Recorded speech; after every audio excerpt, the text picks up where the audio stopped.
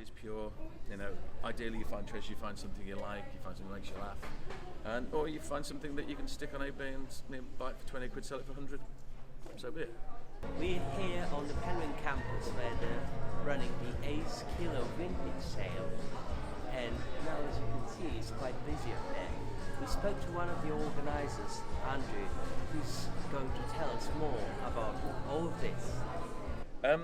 It's purely vintage kilo sales. The two guys in there, Sammy and Joe, started. They both got a bit of a background.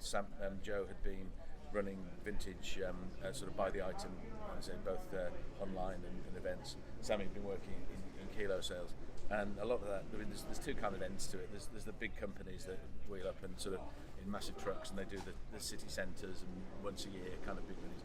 And then there's smaller companies that I think that it's sort of target students. And I think the guys, particularly, weren't happy with the way in which a lot of that was done. It's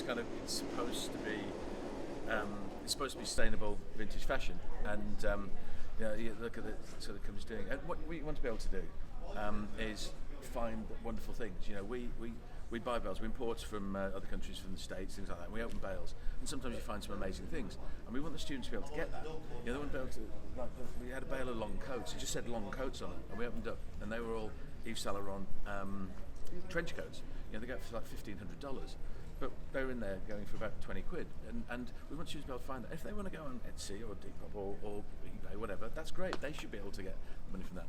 And a lot of the companies are they wholesale and they do item sales, and so when it comes to the kilo, all the good stuff's been picked out, and there isn't those treasures you find, and the prices were going up. Some of them are now sort of 20, 25 pounds a kilo. Joe and Sammy just felt there was kind of a better way of doing it, and we want to come to venues where I think they've probably been neglected.